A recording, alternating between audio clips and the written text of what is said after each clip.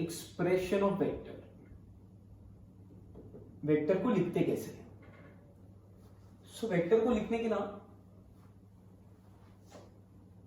Method सीखने के लिए इसको दो पार्ट्स में डिवाइड किया। पहला तो 2 डायमेंशंस, इन 2 डायमेंशंस,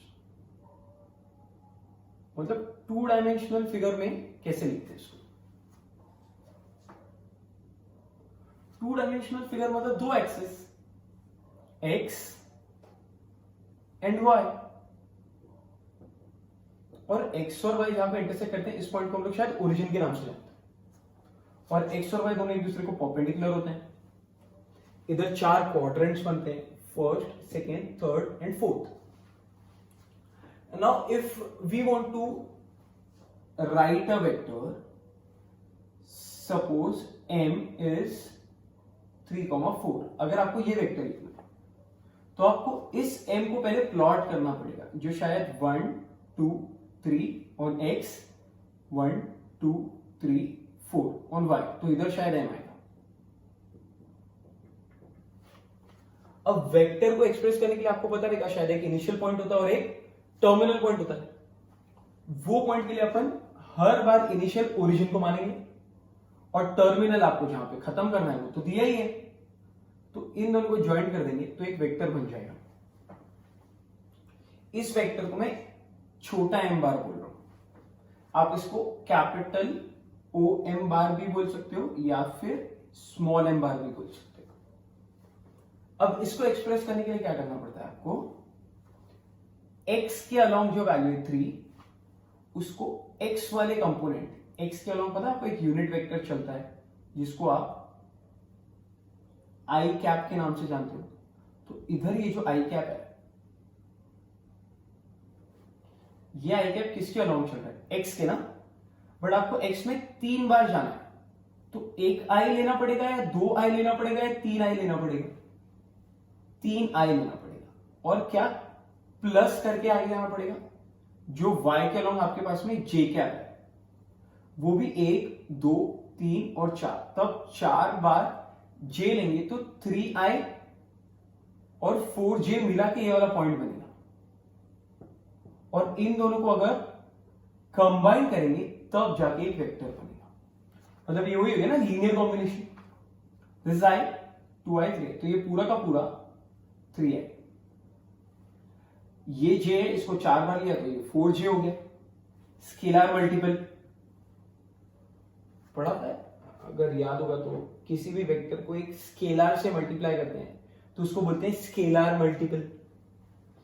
अब ये और ये इन दोनों के कॉम्बिनेशन से तो थर्ड वाला वेक्टर आया है जिसको आप लीनियर कॉम्बिनेशन के नाम से जानते हो। तो ये अपन ने एक वेक्टर को एक्सप्रेस किया है 2D।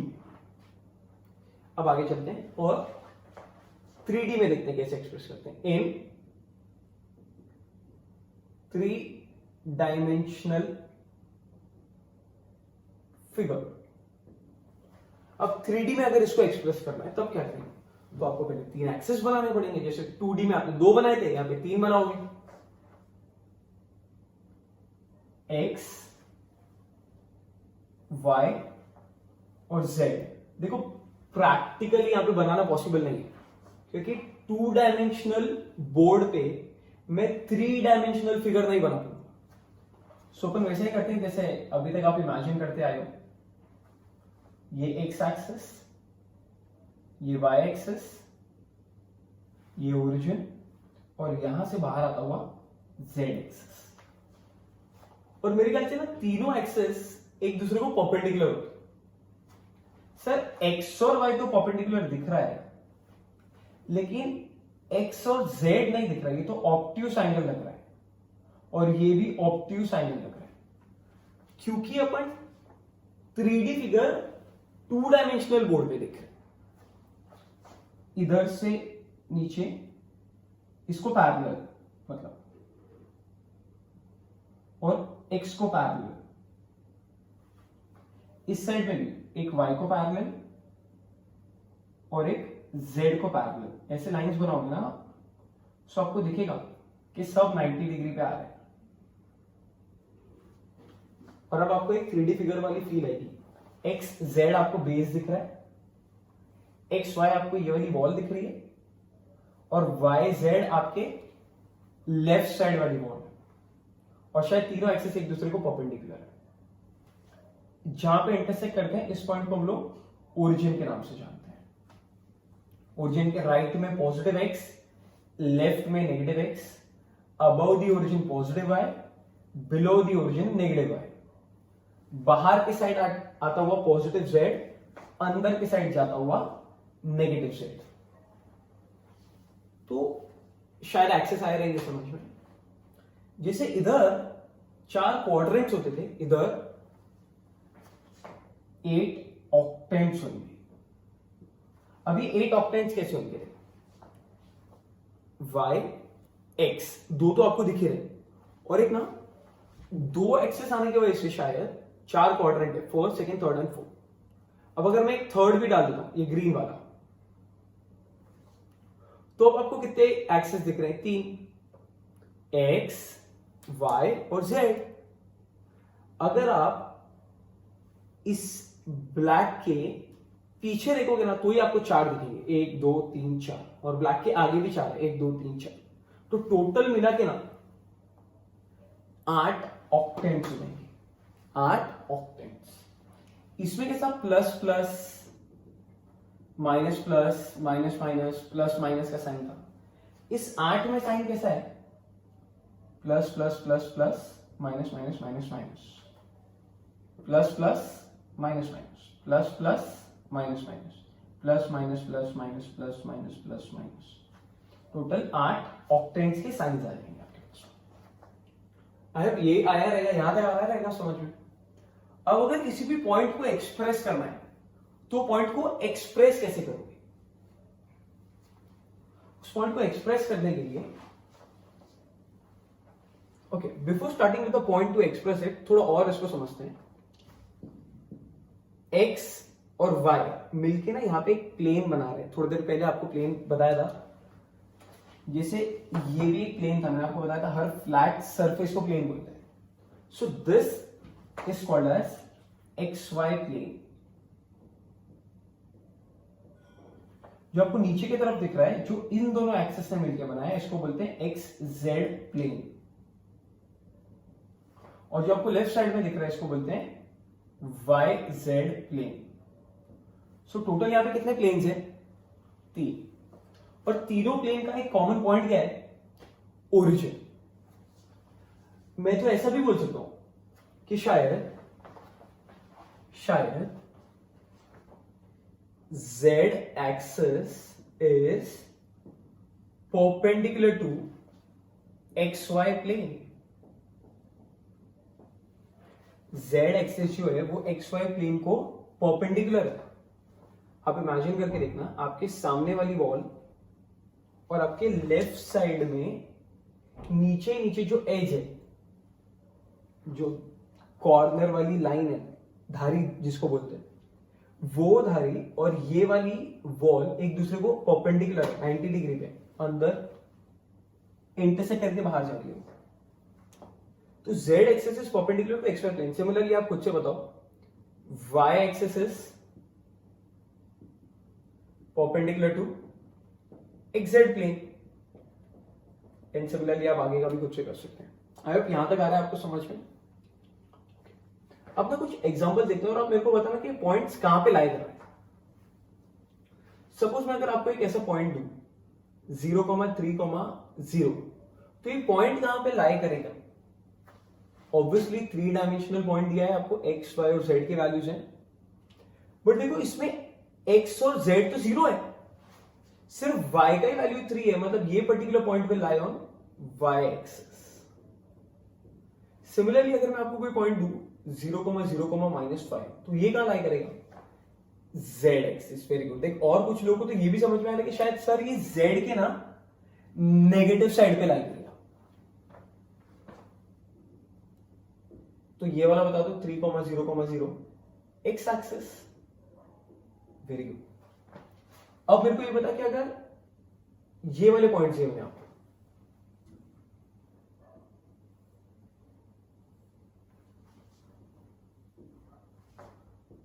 3,1,0 ये कहां लाया जाएगा? इसमें z ही सिर्फ 0 है, तो ये मेरे ख्याल से XY प्लेन में लाई करेगा। इस वाले को बताना XZ प्लेन में लाई करेगा। 0,3, -5 YZ प्लेन में।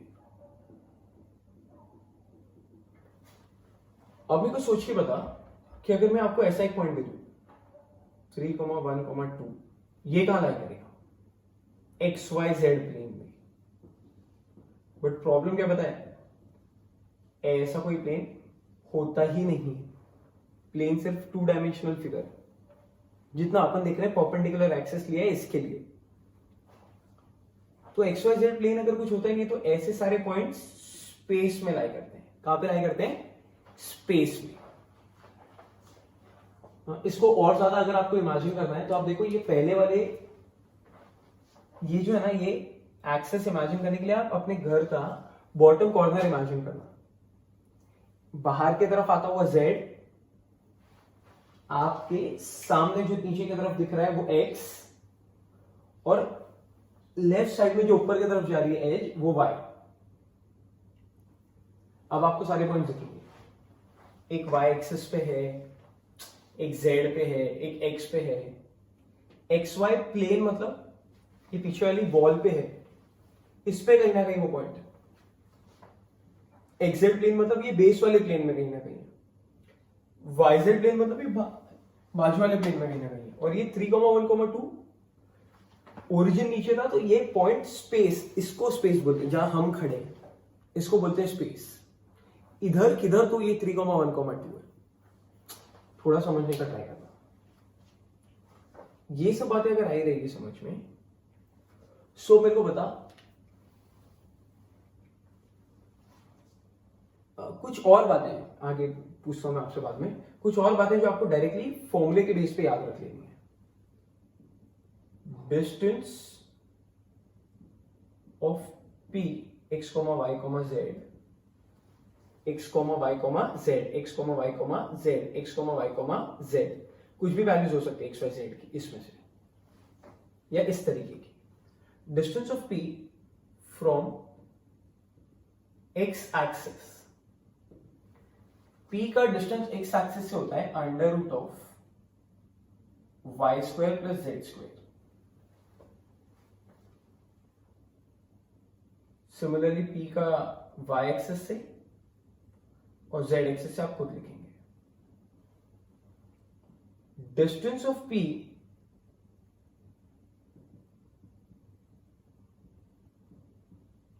From XY plane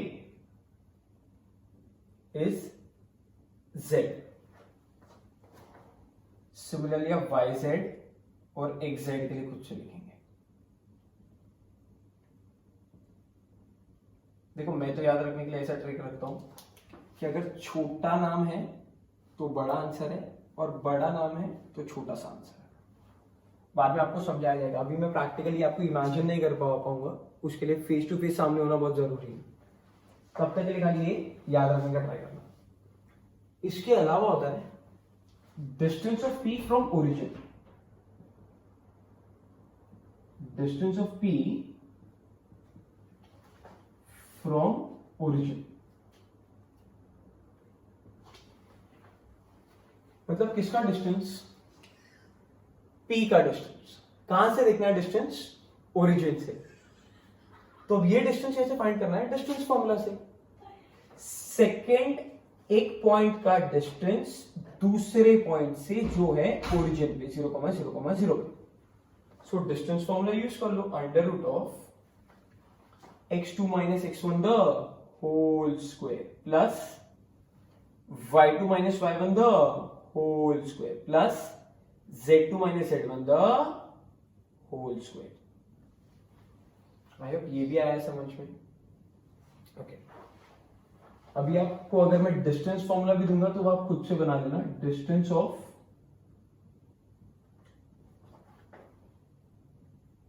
P x1 y1 z1 from x2 y2 sec2, तो आप खुद से अप्लाई कर लेना distance formula, x2 minus x1 the whole square plus y2 minus y1 the whole square plus z2 minus z1 the whole square. इतना सब सीख लिया, लेकिन अभी तक ये सीखा ही नहीं कि वेक्टर को एक्सप्रेस कैसे करते हैं 3D में. तो 2D में कैसा आपने पॉइंट मैं आपको यहाँ पे इमेजिन करवा पाया था, इधर इमेजिन नहीं हो पाएगा. आपके गवर्नमेंट एग्जाम में दिया है, आप ध्यान से देख लो, वहां से समझ जाओ. ऐसा ही है वहां पे. 2D में आपको x और y दिया था तो आपने i और j यूज कर लिया. 3D में अगर मैं आपको पॉइंट दे दूं 3, 4, 5, तो आप इसको O से ज्वाइंट करोगे, OM बार बना के M बार एक छोटा सा नाम देके लिखोगे, 3i, 4j एंड 5. 2D में ऐसे एक्सप्रेस करते हैं, 3D में ऐसे एक्सप्रेस करते हैं. 3D में आपके पास में थर्ड z वाली वैल्यू होती है तो आप k डाल देते हो. 2D में आपके पास में सिर्फ x और y होता है तो आप i और j से ही काम चलाते हो. इसमें आपको बताया था पैरेललोग्राम लॉ हो रहा था, sorry triangle law, linear combination combine किया था. इधर भी लीनियर कॉम्बिनेशन है, बट यहाँ पे 3 वेक्टर्स का लीनियर कॉम्बिनेशन. सो स्टूडेंट्स, ये जो लाइन है, इस लाइन को हम लोग बोलते हैं एक्स एक्सिस. इस हॉरिजॉन्टल वाले को हम लोग बोलेंगे वाई एक्सिस, और ये वाला जो रहेगा इसको बोलेंगे जेड एक्सिस. अभी क्लियरली यहाँ से देख सकते हैं हम लोग कि वाई और जेड तो सर एक दूसरे को परपेंडिकुलर लग रहे हैं. Y and z are perpendicular to each other, लेकिन हम लोग को शायद एक्स नहीं दिखेगा बिकॉज हम 2D मीडियम में देख रहे हैं. इसके लिए ये अगर आप 3D मीडियम से देखोगे तो ये सब आपको परपेंडिकुलर दिखेंगे एक दूसरे के साथ. नेक्स्ट, जहाँ पे एक्सिस इंटरसेक्ट करते हैं, this point is called as origin, denoted by O. और ओरिजिन के आगे की तरफ पॉजिटिव एक्स है, और वो साइड अगर आप जाएंगे तो नेगेटिव एक्स आएगा. ये साइड पॉजिटिव, वो साइड नेगेटिव. सिमिलरली ओरिजिन के राइट साइड में अगर आप जाएंगे तो आपको पॉजिटिव वाई मिलेगा, और अगर आप लेफ्ट साइड में जाएंगे तो आपको नेगेटिव वाई मिलेगा. ऊपर की तरफ जाओगे तो पॉजिटिव जेड, नीचे की तरफ आओगे तो नेगेटिव जेड. अब यहाँ तक सब समझ में आया. सो टोटल यहाँ पे अपने पास में 3 एक्सिस हैं, और तीनों भी एक्सिस इंटरसेक्ट कहाँ पे कर रहे हैं? ओरिजिन पे. इसके अलावा जो ब्लू वाला आपको दिख रहा है, दिस ब्लू वाला frame, this frame is called as x y plane. ये पिंक वाले का नाम है एक्स-जेड प्लेन, और एक जो ग्रीन वाला थर्ड बचा है इसका नाम है एक्स वाई प्लेन. हम लोग ने जो 2D मीडियम में पढ़ाई की है, जो आपने स्कूल में पढ़े थे 2 एक्सिस, एक्स और वाई एक्सिस, तो एक्स और वाई एक्सिस से मिलके जो प्लेन बनता है उसको बोलते हैं एक्स वाई प्लेन, या फिर it is simply called as x o y plane. कुछ भी नाम चलता है. और यहाँ पे जो आप देख रहे हो वो ग्रीन वाला, यही आप स्कूल में पढ़ाई करते थे. इसके अलावा 3 एक्सिस आने की वजह से यहाँ पे 3 प्लेन्स आ चुके हैं, और तीनों प्लेन्स के बारे में आपको थोड़ा बहुत समझ में आया होगा. तो अब आप ये डायग्राम में भी क्लियरली देख सकते हैं, ये हॉरिजॉन्टल वाला वाई एक्सिस, वर्टिकल वाला जेड एक्सिस, और in and out is X axis.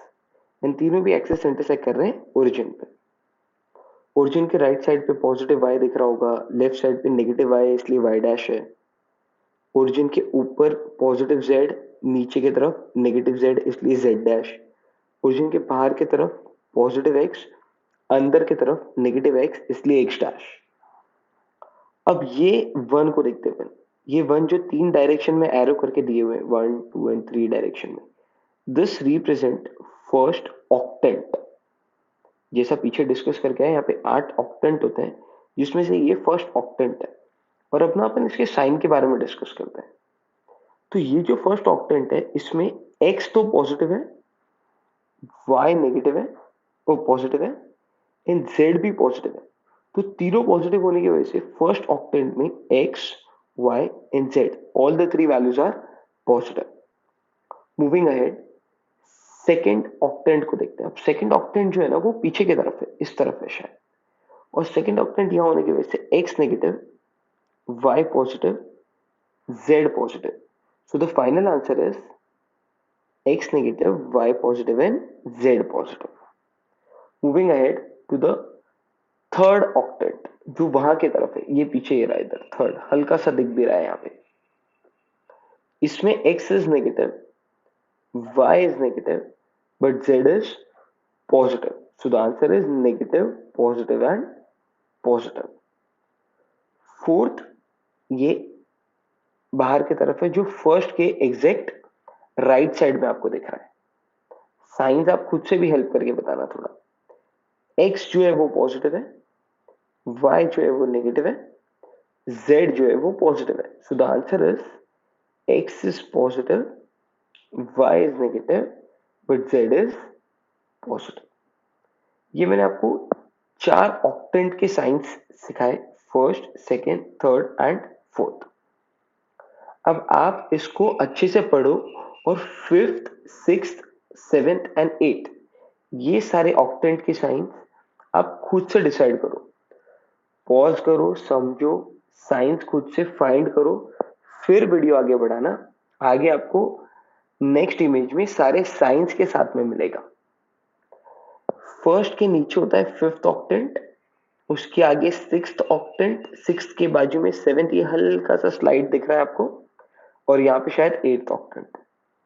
तो ये वाले 4 साइंस मैंने आप पे छोड़े, आप खुद से फाइंड करें, फिर वीडियो को आगे बढ़ाएं, आपको वो भी समझ में आएगा. तो देखो, जैसा भी अपन ने डिस्कस किया उसके बेसिस पे ये वाला पॉइंट शायद ओरिजिन है. एक्स एक्सिस बाहर की तरफ आ रहा है, पॉजिटिव है. एक्स एक्सिस अंदर की तरफ जा रहा है तो ये नेगेटिव है. ओरिजिन से यहाँ पे जो आ रहा है राइट साइड में ये पॉजिटिव वाई, और लेफ्ट साइड में जो जा रहा है ये नेगेटिव है, जिसको आप वाई डैश भी बोल सकते हो, एंड इसको एक्स डैश. और ये वाला शायद जेड एक्सिस हुआ. जेड एक्सिस ऊपर की तरफ पॉजिटिव है और नीचे की तरफ जेड नेगेटिव है, इसका नाम हो जाएगा जेड डैश. और ये कहाँ से कहाँ तक होगा? ओरिजिन से लेके नीचे की तरफ जेड डैश. नेगेटिव साइड जैसे अपन स्कूल में करते थे, नेगेटिव साइड वालों को डैश से डिनोट करते हैं हम लोग. वो तीनों में दिख रहा है, एक्स वाई और जेड तीनों में डैश आ रहे हैं. ओके, अब ये वाला जो है वो शायद फर्स्ट क्वाड्रेंट है. ये पूरा का पूरा फर्स्ट क्वाड्रेंट नहीं, सॉरी, ऑक्टेंट है. ये फर्स्ट ऑक्टेंट होने की वजह से अभी डिस्कस किया आपने कि तीनों पॉजिटिव रहेंगे, एक्स वाई और जेड, और वो यहाँ दिख भी रहे हैं. अगर आप ध्यान से देखोगे तो शायद एक्स वाई जेड सब पॉजिटिव हैं.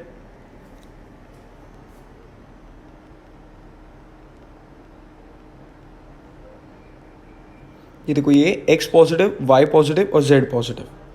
यहाँ पे शायद सेकेंड ऑक्टेंट है, और सेकेंड ऑक्टेंट होने की वजह से देखो एक्स नेगेटिव है, y positive and Z positive. So x negative, Y positive and Z positive. इस साइड पे जो रहेगा वो थर्ड ऑक्टेंट रहेगा. थर्ड ऑक्टेंट में x negative, y negative but z positive. तो शायद x negative, y negative, z is positive. I hope यहाँ तक समझ में आया. इसके बाद में बाहर निकल के आते हैं तो ये साइड में हम लोग को शायद फोर्थ वाला ऑक्टेंट दिखेगा. फोर्थ ऑक्टेंट में एक्स पॉजिटिव होता है, Y negative and Z positive. तो X positive, Y negative, Z positive. ये 4 तो अपन ने पीछे भी देखे थे, बट यहाँ पे शायद आप साइन के साथ में देख पा रहे हैं. नीचे की तरफ आते हैं, इसको बोलते हैं फिफ्थ ऑक्टेंट. और फिफ्थ ऑक्टेंट में एक्स पॉजिटिव होता है, वाई पॉजिटिव है, लेकिन जेड नेगेटिव है. और वो यहाँ पे साइन दिख सकती है, X positive, Y positive, Z negative. Sixth octant में X is negative, Y is positive, Z is negative. I hope ये भी दिख रहा है आपको शायद, x negative, Y positive, Z negative. Seventh वाला जो भी अपने को यहाँ पे नहीं दिख रहा है, तो वो सेवेंथ वाला कहाँ पर है? वो शायद अपन इमेजिन कर सकते हैं कि यहाँ पीछे के साइड पे होगा, जैसा आपने डिस्कस भी किया था, इसके पीछे के साइड पे है. और वहाँ पे तीनों भी नेगेटिव है, x negative, y negative, z भी नेगेटिव. तो शायद वहाँ पे तीनों नेगेटिव होंगे. और ये एट्थ वाला ऑक्टेंट है, और एट्थ ऑक्टेंट में x positive, Y negative and z is negative. शायद यहाँ से सब कुछ क्लियर हुआ. तो टोटल अपने पास में 8 ऑक्टेंट हैं. सबके साइंस भी अपन ने डिस्कस किया, आप याद रखिए, ट्राई करिए. First, second, third, fourth, fifth, sixth, seventh पीछे के साइड पे, और ये एट्थ. और सबके साइंस भी याद रखने का ट्राई करिएगा. इसके बाद वाली इमेज में ना आपको हर एक ऑक्टेंट क्लियर दिखेगा. देखते हैं, ये देखो. अब अगर आप ये वाले इमेज को ध्यान से देखें तो आपको दिखेगा कि ये ओरिजिन है, यहाँ पे x axis, y axis, z axis, तीनों एक्सिस जहाँ पे इंटरसेक्ट करते हैं वही ओरिजिन होता है ना, जहाँ पे तीनों एक्सिस एक दूसरे को परपेंडिकुलर होते हैं। और 3 एक्सिस होने की वजह से यहाँ पे आपको 3 प्लेन्स भी दिख रहे हैं, x y plane, y z plane, x z plane, और तीनों प्लेन्स भी शायद एक दूसरे को परपेंडिकुलर होते हैं और प्लेन्स भी इंटरसेक्ट ओरिजिन पे ही कर रहे हैं। इसके बाद में यहाँ पे आपको शायद फर्स्ट ऑक्टेंट दिखेगा जो Z में पॉजिटिव की साइड है और बाहर की तरफ है। सेकेंड ऑक्टेंट पीछे की तरफ होता है, थर्ड लेफ्ट में है, फोर्थ उसके आगे है। आई होप ये सब आए समझ में। फिफ्थ वाला नीचे के साइड होता है, वो फर्स्ट के नीचे होता है एग्जैक्टली। फिफ्थ में बाद में आप और आगे जाओगे तो सिक्स्थ दिखेगा, 7 दिखेगा, 8 दिख रहे हैं। ये सारे ऑक्टेंट्स आपको क्लियर हैं। इस वीडियो को बहुत ध्यान से पढ़ें, इसकी साइंस को समझें, इसको याद रखने का ट्राई करें। रटना भी नहीं, अगर आप आराम से इसको 2-3 बार देख लेंगे ना, आपको सारी साइंस याद हो जाएंगी। आई होप ये सब समझ में आया है आपको। देखो इस इमेज में अपन ये समझते हैं कि पॉइंट्स को स्पेस में प्लॉट कैसे करते हैं। अपने जो काम स्कूल में किया है वो हम लोग ने 2 ही एक्सेस का यूज़ करके किया है। मतलब जिसमें अपन ने एक यूज़ किया था एक्स एक्सिस और एक यूज़ किया था अपन ने वाई एक्सिस। तो अपन जो प्लॉट करते थे पॉइंट्स वो अपन एक्स वाई प्लेन पे करते थे। जो ये यहाँ पे आपको प्लेन दिख रहा है ना, दिस पूरा flat surface is called as x y plane. तो अपन एक्स वाई प्लेन पे करते थे प्लॉट। अब अपन करने वाले हैं plot using 3 axis x y and z. अगर तीनों एक्सिस का यूज़ करके प्लॉट करना है आपको पॉइंट, तो जैसा अपन ने एग्जाम्पल्स में देखा था, ये जो पॉइंट है इसमें एक भी वैल्यू 0 नहीं है, तो ये पॉइंट शायद स्पेस में लाई करेगा। It can be in any of the octant. अब वो देखते हैं, इसमें शायद x पॉजिटिव है, y नेगेटिव है और z पॉजिटिव है। तो x positive, y negative and z positive, ये सब मिला के तो शायद यहाँ पे आ रही है और इसको हम लोग का नाम दिया हुआ है फोर्थ ऑक्टेंट। तो ये फोर्थ ऑक्टेंट में आएगा। अब इसमें प्लॉट करना चालू करते हैं। ये 2 शायद हमको देखना पड़ेगा x पे, तो 1 और ये यहाँ पे 2, तो यहाँ पे 2x के अलॉन्ग है। फिर y के अलॉन्ग -3, तो 0 1 2 3, तो ये वाला शायद -3। तो ये x और y यूज़ करके पॉइंट आ गया, जैसा आपने स्कूल में किया था एक्स वाई प्लेन पे प्लॉट। क्योंकि अपन 3 एक्सिस इन्वॉल्व है अपने इसमें, तो शायद अपने को z वाला जो वैल्यू है 3 वो भी प्लॉट करना है। तो z के अलॉन्ग मतलब अब हाइट लेनी पड़ेगी अपने को, 0 1 2 3, और ये 3 है इसके सामने। तो यहाँ पे फाइनली तीनों पॉइंट्स मिल रहे हैं, x का, y का और z का। तो अब जाके अपना एक पॉइंट यहाँ पे प्लॉट होगा। सिमिलरली और एक एग्जांपल देखते हैं। अब सेकेंड वाले में मेरे को आप चेक करके बताओ कि यहाँ पे -2 6 2 करके अगर एक पॉइंट है अपने पास में, और ये वाला अगर अपने को प्लॉट करना है, तो x is negative, y is positive and z is positive. मतलब x negative, y positive, z positive. तो ये बोलो कि ये कौन सा ऑक्टेंट था जो शायद पीछे की तरफ लाई कर रहा है। आई होप ये सेकेंड ऑक्टेंट है। अब इसमें प्लॉट करना चालू करते हैं। सेम प्रोसेस है, x पे -2 इतना सा, y पे 6 तक जाना पड़ेगा, तब जाके ये देखो ये जो पॉइंट आएगा ना यहाँ पे, ये एक्स वाई प्लेन में आ रहा है जो स्कूल में हुआ था। अब अपने पास में y का वैल्यू है 2, तो वो अपने को ये भी हाइट लेना पड़ेगा, जिसकी वजह से वो पॉइंट यहाँ पे आ जाएगा।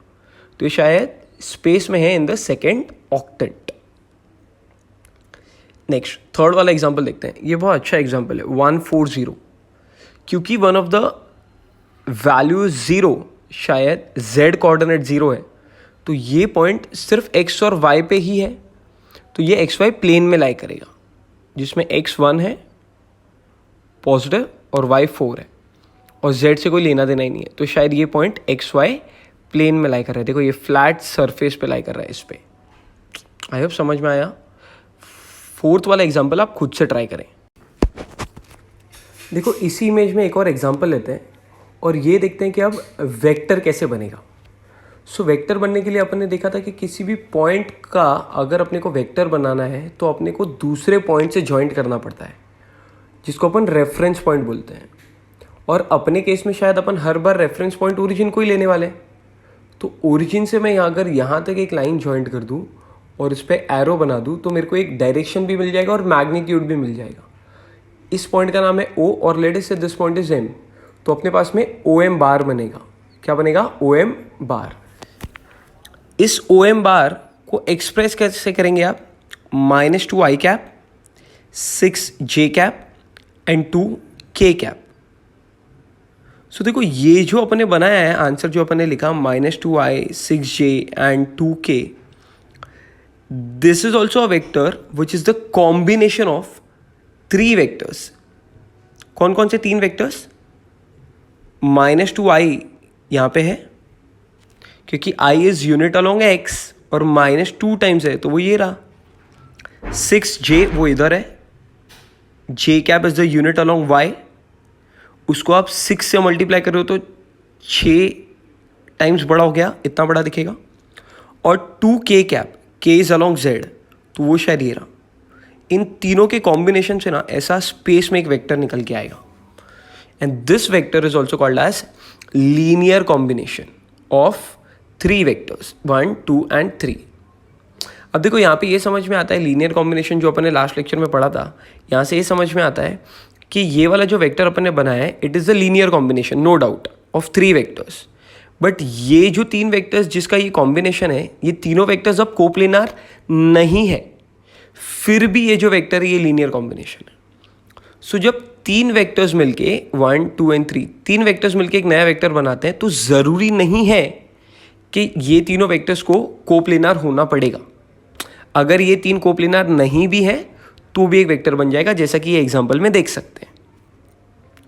रिवाइंड करके वापस देखें, समझ में आने लगेगा आप लोग को। वहाँ पे जो आपको बताया था वो ये बताया था कि एक नया वेक्टर आ रहा था d bar which was the combination of 3 vectors, जहाँ पे 3 वेक्टर्स अपन ने जो लिए थे वो तीनों कोप्लेनार थे। बट यहाँ पे भी एक नया वेक्टर आ रहा है m bar, it is also combination of 3 vectors, लेकिन यहाँ पे तीनों वेक्टर्स कोप्लेनार नहीं है। सो 3 वेक्टर्स मिलके जब एक नया वेक्टर बनाते हैं तो ज़रूरी नहीं है कि तीनों वेक्टर्स को कोप्लेनार होना पड़ेगा। अच्छे से समझें फिर ही आगे बढ़ें।